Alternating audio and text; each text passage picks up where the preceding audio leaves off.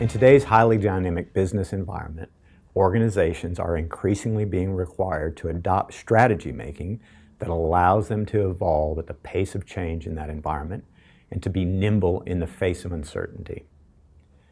Investors and shareholders expect it, and sometimes survival demands it.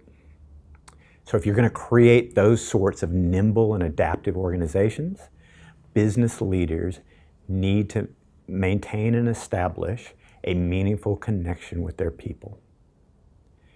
And the most meaningful connections are made when you engage people in the strategic journey, when you allow them to help shape the workplace and the working environment that they enter every single day.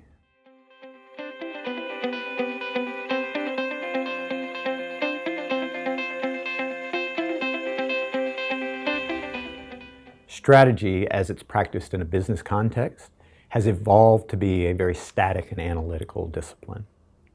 And it's driven by the desire to create certainty around what is effectively an uncertain environment. And so we focus on the things that are in our control, where we're going to invest our money, how we're going to allocate our resources, what markets we're going to play in, how many products we're going to produce out of our business. And we tend to downplay the uncertainty in those things we can't control.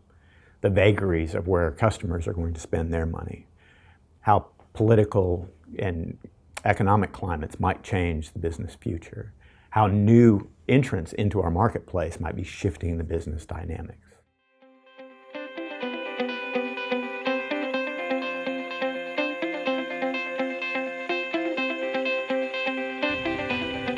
From a strategic execution perspective, most business leaders spend the bulk of their effort trying to start their strategic initiatives. And then they become frustrated because nothing gets completed, because they're not generating the business value that they're looking to generate. And these strategic initiatives usually fall into one of two camps. Either they have a vast array of strategic activities that they're trying to start in hopes that the law of averages will mean that some things will get completed. If you throw enough against the wall, something will stick. Or you have a major transformational change project that you're undertaking, and usually that's to fix a major business problem. And what you find is these activities either struggle to get off the ground or languish in this incomplete limbo land because the people that need to execute them struggle to find the time and perhaps motivation to actually drive them forward and get them to a complete state. What you tend to find is that just because you finish some projects, you don't necessarily finish the right projects, the one that have the highest strategic value. And what also tends to be true is those projects that do get completed usually get completed under the pressures of time and leadership intensity, and so they don't necessarily deliver significant outcomes or particularly innovative results.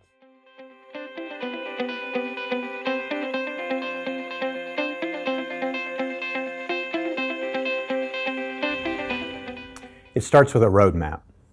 I like to say that strategy is a journey that has direction, but no destination.